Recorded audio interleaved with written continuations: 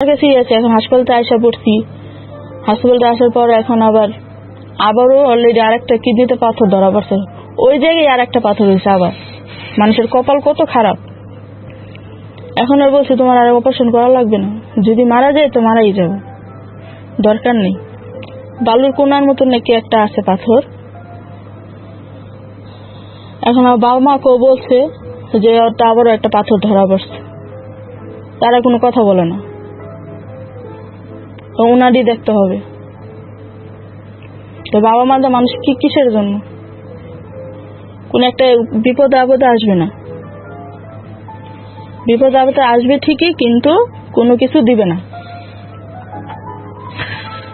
এখন আপনার বর্তমান ওই হাজবেন্ডের সঙ্গে আপনি আছেন, তো আপনি গল্পটা কেন বললেন? মানে খুব ছোট করে যদি আপনার কাছ থেকে একটু জানতে চাই। বললাম আমার মনে অনেক কষ্ট, তো তাই। কিন্তু আপনার লাইফে যে এতগুলো ঘটনা ঘটে গেল, এই যে 4-5টা হাজবেন্ড, এটার পেছনে আসলে দায়ী কারা? আমার মা বাবা। কিভাবে? তারাই তো দিছে আমাকে, আমি তো নিজের ইচ্ছা কোনোটাই করিনি। কিন্তু সংসারগুলো কন্টিনিউ করা কি আপনার পক্ষে সম্ভব ছিল না? ছিল না, আমি ছোট ছিলাম। আচ্ছা, সেটাই আমার বাবা মা বুঝে নেই। বর্তমান যে যার সঙ্গে সংসার করছেন আপনি, ওনার সাথে সংসারের বয়স কত এখন? এখন আমার 31 বছর। না, আপনার সংসারের বয়স, আমার পঞ্চম স্বামীর সঙ্গে আপনার সংসারের বয়স কত এখন? যার সঙ্গে সংসার করছেন কত বছর হলে বিয়ে করছেন? এখন 12 বছর। 12 বছর ওনার সঙ্গে আছেন। উনি জানে আপনার সমস্ত গল্প? হ্যাঁ জানে, ওনার কাছে আমি বলছি। আমার বাবা মা বলতে নিষেধ করছিল, কিন্তু আমি বলছি, আমার 2টা মেয়ে হওয়ার পর বলছি। সমস্ত কিছু অ্যাকসেপ্ট করেছে উনি? নাকি এটা নিয়ে ওনার সমস্যা হয়, কষ্ট হয়? না, কোনো সমস্যা নেই, কিন্তু ওনার গার্জিয়ান জানে না, উনি জানে।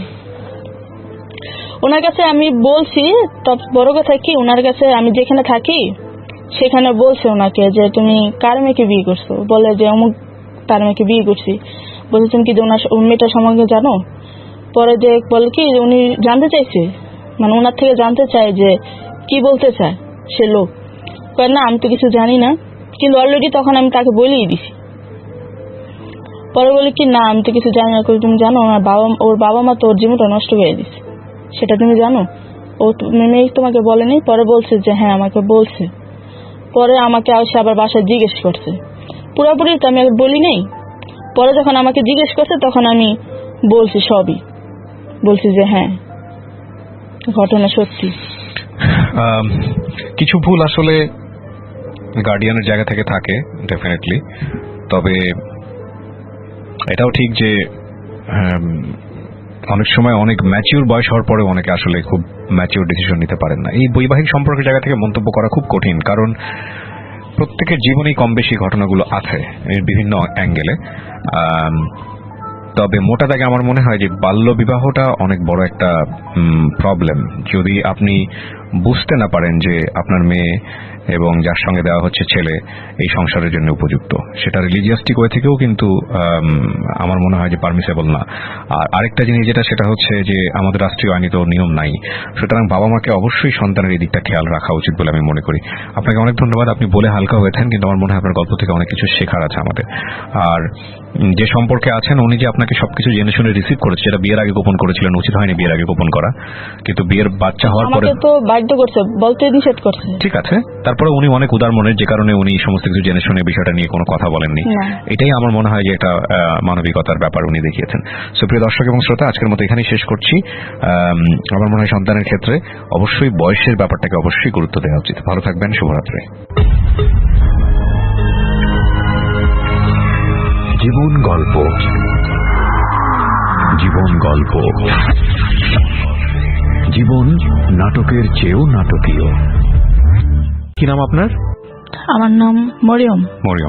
মরিয়মের বয়স কত? 31 বছর বয়স। ওকে, শুরু করেন আপনি যেখান থেকে বলতে চান। আমি বলতেছি, আমার যখন 5 বছর বয়স তখন আমার নানা আমার জন্য বিয়ে ঠিক করে খালাতো ভাইয়ের সাথে। 5 বছর বয়সে বিয়ে ঠিক করে? মানে হচ্ছে হয়তো জাস্ট মৌখিক ভাবে যে বড় হলে বিয়ে? হ্যাঁ, আন্টিও পড়ায় রাখে। ও 5 বছর বয়সে আন্টি পড়ায়? হ্যাঁ। আচ্ছা, এগুলো আপনি আপনার স্মৃতিতে মনে আছে নাকি নিজে থেকে? না, আমার স্মৃতিতে মনে আছে। আমাকে লাল শাড়ি পরানো হয়েছে, তারপরে আমি মানে আমার বাবা মা সবাই ছিল ওইখানে। তো আমি যখন বালক হব তখন আমাকে বলছে যে উঠাই নিয়ে যাবে। তো আমি যখন বালক হয়েছি, আমার মা অসুস্থ ছিল, তখন বলছে যে আমার মেয়েকে নিয়ে, আমার খালামুনিকে। তখন সেই মুহূর্তে ছেলে বিয়ে করে অলরেডি বিয়ে করে ফেলছে, ওনার গর্ভে সন্তানও আসছে, এখন আমাকে আসে নিবে না। ওকে, তারপর? ঠিক আছে, পরে বলছে নিবে না কেন, একটা আমার খালামুনি বলে তোমার মেয়ে কালো। তখন বয়স কত আপনার? একটা মেয়ের যখন বালক হয় তখন 11-12 বছর। ওকে, তখন নিবে না, বলছে ঠিক আছে নিবে না। তখন আমার আম্মু আর আমাকে দেয়নি, আর আমিও আর যাইনি। আর ওনারা তো বিয়ে করেই ফেলছে, ওই বোন নিয়ে আসা পড়ছে। তো আমি আমার বাবার বাসায় থাকি।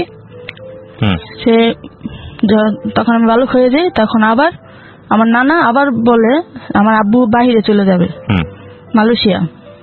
তখন বলতেছে কি যে ও তো বড় হয়েছে, তাহলে ওকে আবার বিয়ে দিয়ে গেলে ভালো হয়। তখন আমার বিয়ে ঠিক করে আবার আমার মামাতো ভাইয়ের সাথে। হ্যাঁ, তো ওই যার সাথে বিয়ে ঠিক করে তাকে আমি পছন্দ করি না, দেখতে সুন্দর না।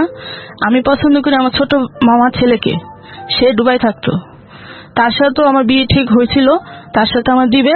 আমার নানা তাকে মানে তার কাছে দিতে দিবে না। আমার আম্মুকে বলে ওর মামি ওটা ভালো না, তুমি আমার মেয়ে ছেলের সাথে বিয়ে দাও।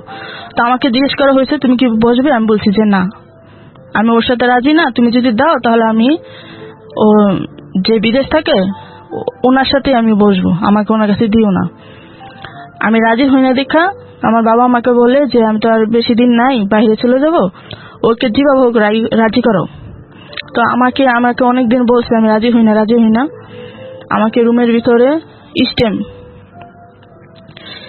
দিয়ে বাইরে এসে পায়ের থেকে মাথা পর্যন্ত, বেলুন দিয়ে বের হয়েছে আমাকে পায়ের থেকে মাথা পর্যন্ত, যত প্রকারের জিনিস আছে আমাকে পিটাইছে বাধ্যতামূলক। মায়ের খাওয়ার জন্য বা মায়ের থেকে বাঁচার জন্য আমি বাধ্যতামূলক আমি রাজি হয়েছি ঠিক আছে। কিন্তু ওকে আমি বিয়েও করছি, কিন্তু আমি বেটে শুয়েই ছিলাম। আমি যে উঠে যে বসবো সে ক্ষমতা আমার ছিল না। আমাকে এরকম মারধর করছে আমার মা। তারপরে আমাকে যখন নিয়ে আসে মামার বাসায়, তখন আমাকে বলছে তোমার কেউ সবাই জিজ্ঞেস করবে তুমি রাজি কিনা, তুমি বলবা হ্যাঁ আমি রাজি। আমি বলছি আচ্ছা ঠিক আছে। আমি জানি যে আবার আমি যে রাজি না হয়তো আমাকে আবার বাসায় নিয়ে আসলে আবার মারধর করা হবে। তো বাধ্যতামূলক সেখানে আমি বিয়ে করছি। বিয়ের পর ওই ছেলের সাথে আমাকে এক রুমে দেয়, কিন্তু আমি যেতে চাচ্ছি না। যাকে আমার ভালো লাগে না তার কাছে কিভাবে আমি যাবো? তবে একটা আমি বলছি, বলার পরে বলে তুমি কেন আগে বলোনি? আমার নানা বলে আমি ওনার মায়ের থেকে বাঁচার জন্য আমি বলিনি। তো বিয়ে হয়েছে কি হয়েছে, আমি ওনার কাছে আমি যাবো না। তারপর আমার নানাও আমাকে মারে। বুড়া মার যে লাঠি নিয়ে হাঁটে না, সেই লাঠি দিয়ে আমাকে পায়ের থেকে মাথা পর্যন্ত বাইরে এসে একটা মার খেতে খেতে আমি মানে উঠে যেন দাঁড়াবো সেই ক্ষমতাটা আমার ছিল না। যে মামা তো ভাইয়ের সাথে বিয়ে দিয়ে সে মামিও আমাকে মারছে, তার ছেলের কাছে যাই না কেন। তারপর আমি তো একটা আমি বাইরে ওনাকে আমার খালাতো বাইরে ঘর থেকে ধাক্কা বের করে দিই, আমি ঘরের রুমের দরজা আটকে দিছি। আমি ওনার কাছে থাকবো না আর আমি যাবো না এই কারণে। তখন অনেক রাত হয়। পরে আমি বলছি আমি আমাকে বাসায় দিয়ে আসেন। আমার নানাকে বলে আমার মার কাছে দিয়ে আসেন। পরে বলছে তুমি তোমার মার কাছে যাবি, তাহলে তো তোর মা তো তোকে মারবে। আমি ঠিক আছে, আমি মরে যাবো, তবু আমি ওই ছেলে কাছে আমি যাবো না, যাকে আমার ভালো লাগে না। তখন আমার ছোট মামি আমাকে বলে, যার সাথে আমার বিয়ে ঠিক হয়েছিল প্রথম, যে তুমি যখন ওকে রাজি না, তাহলে আমাকে ছেলের সাথে তোমার বিয়ে ঠিক করছিলাম, তাহলে তুমি আমাকে বলো না কেন? ওনারা পাশাপাশি বাসায় রুম, এটা ছোট মামা রুম, বড় মামা রুম, মেজো মামা রুম। তখন আমি কিভাবে বলবো? আমার তো অনেক মায়ের জোর করে নিয়ে আসতে, আমার তো হুঁশ নেই, আমি কিভাবে বলবো? পরে বলছি যে আমাকে এখন নেন, এখন সম্ভব না। পরে বলছি যে আমাকে নেন, পর নিবে না। তো আমাকে না নিলে আমি তো ওর কাছে এক সেকেন্ডের জন্য থাকবো না। সে দুবাই থেকে চলে আসবে, আমি ওকে দেখলে তো আমি ওর সাথে আমি থাকতে পারবো না। আমি সেখান থেকে চলে এসে বাবার বাড়িতেই থাকি। সেখানেও আমাকে আবারও টর্চার করা হয়। আমার মা এমন কোনো দিন নাই আমাকে না মারে। মার দূর কি, আমার শরীরে এখন সে মায়ের দাগ ভিতরে এখনো আছে। তারপর কিছুদিন পর সেখানে তো যাওয়া বন্ধ হয়ে গেছে, যাই না। কিছুদিন পর আমার নানা আবার একটা পাগল ছেলের সাথে আমাকে বিয়ে ঠিক করছে। ঠিক আছে, বিয়ে ঠিক করছে, ছেলেটা পাগল, সে জানতো, কিন্তু আমাকে আমার বাবা মাকেও বলেনি। তো আমি বলতেছি মা আমি বিয়ে বসবো না, আমার বিয়ের বয়স হয়নি, আমি একটু বড় হইতে দাও না আমাকে। না আমাকে ওই বিয়ে বসতেই হবে, সে আমাকে রাখবে না।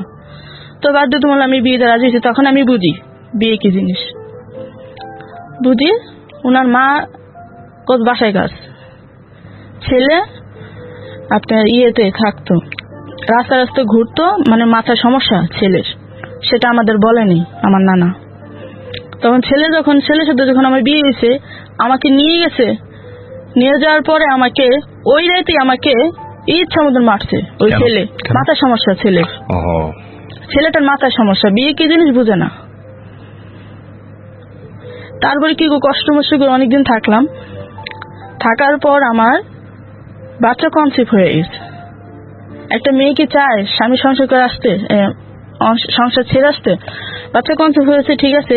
তার উনি অনেক মারধর করতো আমাকে, ওনাকে খুশি করার জন্য আমি মনে করছি আমার বাচ্চা কনসিভ হয়েছে। পরে গেছি প্রসাব টেস্ট করতে গেছি, সেইখানে বলছে যে আপনার বাচ্চা কনসিভ। তা ওনাকে যাই আমি বলছি যে তুমি আমাকে মারধর করো না, আমাদের তো বাবু হবে।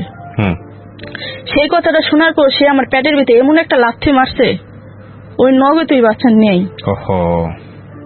ওই নগদই বাচ্চাটা নাই। আমার তো লিভার পেইন শুরু হয়ে গেছে, ভিতরে বাচ্চা নষ্ট হয়ে গেছে। তখন বাচ্চাটা 3 থেকে 4 মাস বয়স হবে। তখন ওটাতে কি করবো, আমি ওই মুহূর্তে খালি পায়ে বাসার থেকে বের হয়ে, গায়ে অন্যও ছিল না আমার, তাড়াতাড়ি আমার মার বাড়িতে আসি। আসার পরে আমি বলছি যে আমি ওখানে থাকা আমার সম্ভব না, আমাকে অনেক টর্চার মারধর করা হয় প্রতিদিন, আমি কিভাবে থাকবো। পরে বলতেছে যে আমি তো বলতেছি আমার তো বাচ্চা কনসিভ হয়েছে, বাচ্চা তো মনে টিকবে না, আমার তো পেট ব্যথা করতেছে অনেক। পরে আমাকে নিয়ে যা ওয়াশ করেছে, হ্যাঁ বাচ্চাটা নষ্ট হয়ে গেছে, ওয়াশ করা হয়েছিল। তারপরে ওখানে আমি আর যাইনি। পরে এক পর্যন্ত শুনতে পারি যে ছেলেটা মাথার সমস্যা, পরে আমি আর যাই না, আমার বাবা মাও দেয় না।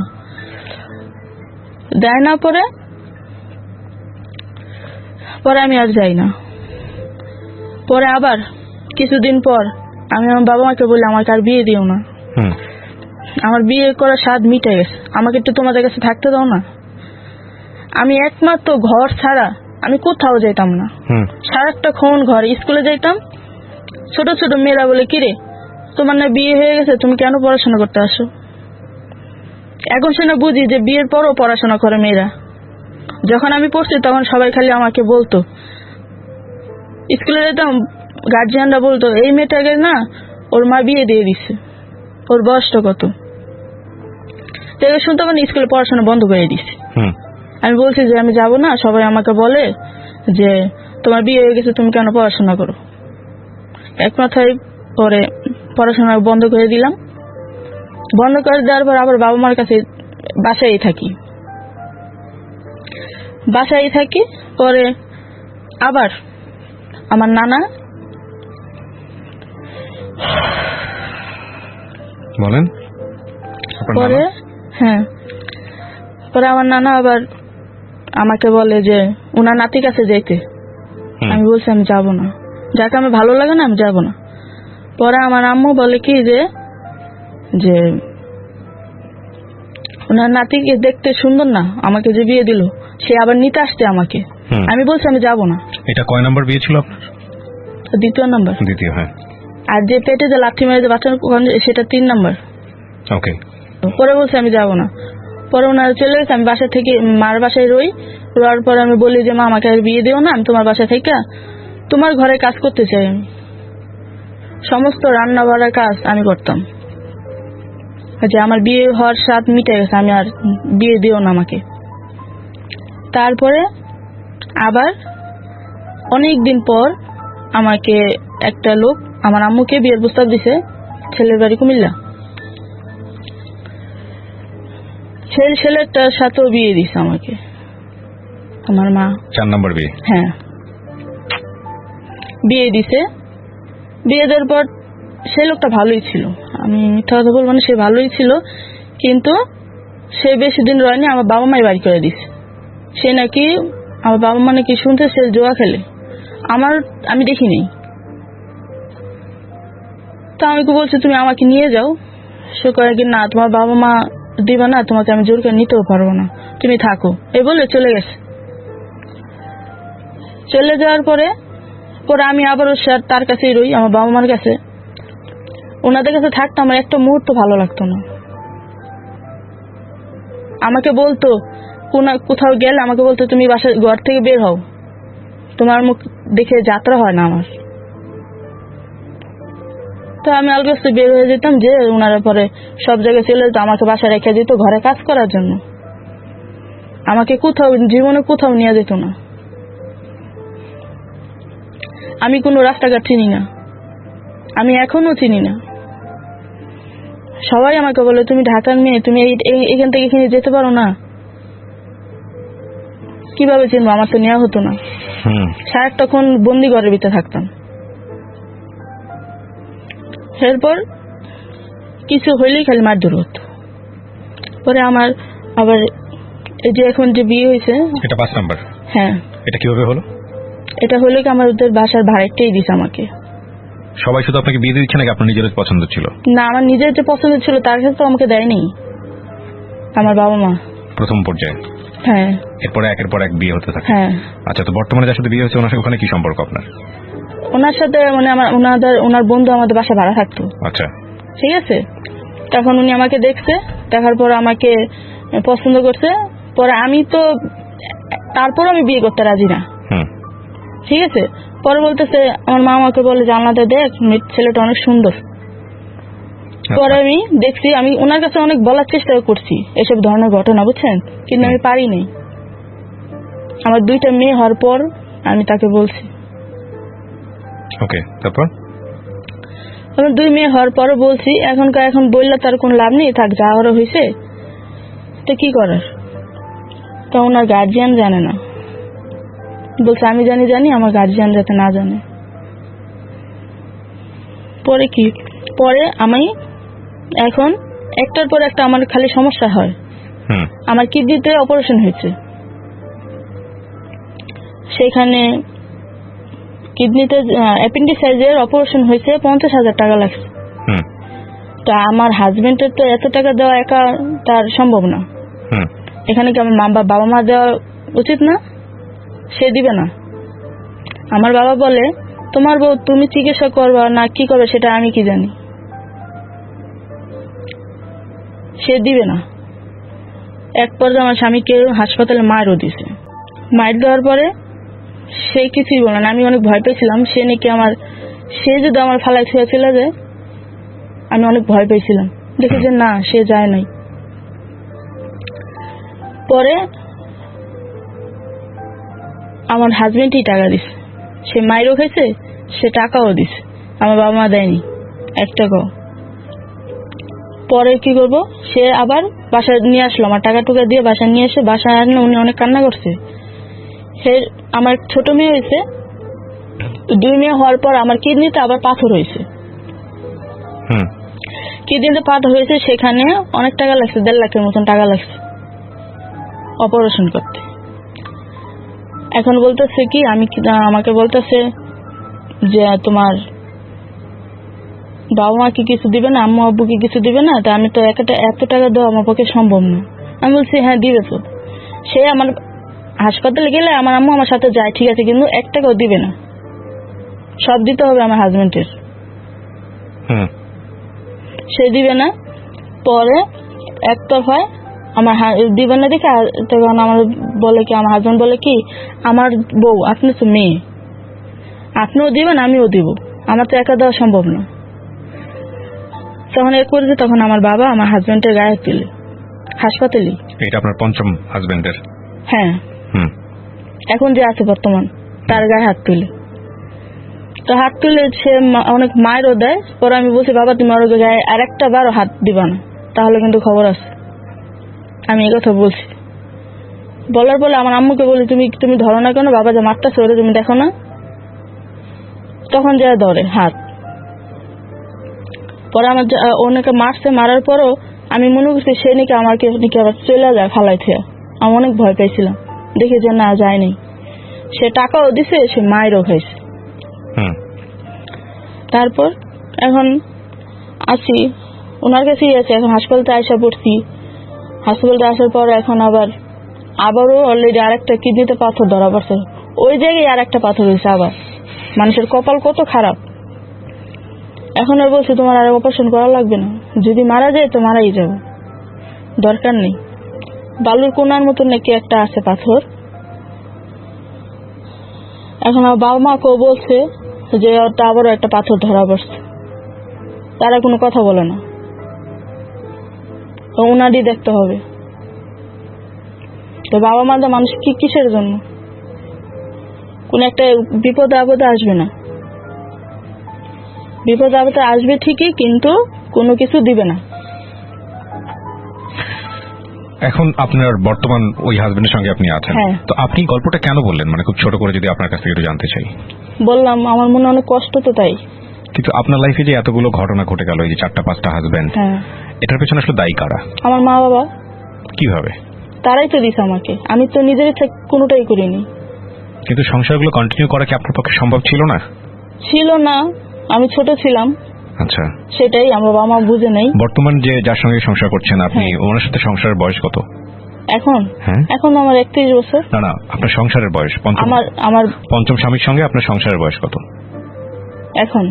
যার সঙ্গে সংসার করছেন কত বছর হলে বিয়ে করছেন? এখন 12 বছর। 12 বছর ওনার সঙ্গে আছেন। উনি জানে আপনার সমস্ত গল্প? হ্যাঁ জানে, ওনার কাছে আমি বলছি। আমার বাবা মা বলতে নিষেধ করছিল, কিন্তু আমি বলছি, আমার 2টা মেয়ে হওয়ার পর বলছি। সমস্ত কিছু অ্যাকসেপ্ট করেছে উনি? নাকি এটা নিয়ে ওনার সমস্যা হয়, কষ্ট হয়? না, কোনো সমস্যা নেই, কিন্তু ওনার গার্জিয়ান জানে না, উনি জানে। ওনার কাছে আমি বলছি, তবে বড় কথা কি, ওনার কাছে আমি যেখানে থাকি সেখানে বলছে ওনাকে যে তুমি কার মেয়েকে বিয়ে করছো, বলে যে অমুক তার মেয়েকে বিয়ে করছি। বলছে তুমি কি ওনার মেয়েটার সম্পর্কে জানো? পরে যে বলে কি উনি জানতে চাইছে, মানে ওনার থেকে জানতে চায় যে কি বলতে চায় সে লোক। না আমি তো কিছু জানি না, কিন্তু অলরেডি তখন আমি তাকে বলেই দিছি। পরে বলে কি না আমি তো কিছু জানি না। তুমি জানো ওর বাবা মা তো ওর জীবনটা নষ্ট করে দিচ্ছে, সেটা তুমি জানো? ও মেয়ে তোমাকে বলেনি? পরে বলছে যে হ্যাঁ আমাকে বলছে। পরে আমাকে আসে আবার বাসায় জিজ্ঞেস করছে, পুরোপুরি তো আমি বলি নেই। পরে যখন আমাকে জিজ্ঞেস করছে তখন আমি বলছি, সবই বলছি যে হ্যাঁ ঘটনা সত্যি। কিছু ভুল আসলে গার্ডিয়ানের জায়গা থেকে থাকে ডেফিনেটলি, তবে এটাও ঠিক যে অনেক সময় অনেক ম্যাচিউর বয়স হওয়ার পরে অনেকে আসলে খুব ম্যাচিউর ডিসিশন নিতে পারেন না। এই বৈবাহিক সম্পর্কের জায়গা থেকে মন্তব্য করা খুব কঠিন, কারণ প্রত্যেকের জীবনেই কম বেশি ঘটনাগুলো আছে এর বিভিন্ন অ্যাঙ্গেলে। তবে মোটা দাগে আমার মনে হয় যে বাল্য বিবাহটা অনেক বড় একটা প্রবলেম। যদি আপনি বুঝতে না পারেন যে আপনার মেয়ে এবং যার সঙ্গে দেওয়া হচ্ছে ছেলে এই সংসারের জন্য উপযুক্ত, সেটা রিলিজিয়াসটিক ওয়ে থেকেও কিন্তু আমার মনে হয় যে পারমিসেবল না। আর আরেকটা জিনিস যেটা, সেটা হচ্ছে যে আমাদের রাষ্ট্রীয় আইনিত নিয়ম নাই, সুতরাং বাবা মাকে অবশ্যই সন্তানের এই দিকটা খেয়াল রাখা উচিত বলে আমি মনে করি। আপনাকে অনেক ধন্যবাদ, আপনি বলে হালকা হয়েছেন, কিন্তু আমার মনে হয় আপনার গল্প থেকে অনেক কিছু শেখার আছে আমাদের। আর যে সম্পর্কে আছেন উনি যে আপনাকে সবকিছু জেনে শুনে রিসিভ করেছে, সেটা বিয়ের আগে গোপন করেছিলেন, উচিত হয়নি বিয়ের আগে গোপন করা, কিন্তু বিয়ের বাচ্চা হওয়ার পরে তো বাধ্য করছে, বলতে নিষেধ করছে। ঠিক আছে, তারপরে উনি অনেক উদার মনের, যে কারণে উনি সমস্ত কিছু জেনে শুনে বিষয়টা নিয়ে কোনো কথা বলেননি। এটাই আমার মনে হয় যে এটা মানবিকতার ব্যাপার উনি দেখিয়েছেন। সুপ্রিয় দর্শক এবং শ্রোতা, আজকের মতো এখানেই শেষ করছি। আমার মনে হয় সন্তানের ক্ষেত্রে অবশ্যই বয়সের ব্যাপারটাকে অবশ্যই গুরুত্ব দেওয়া উচিত। ভালো থাকবেন, শুভরাত্রি। জীবন গল্প, জীবন গল্প, জীবন নাটকের চেয়েও নাটকীয়।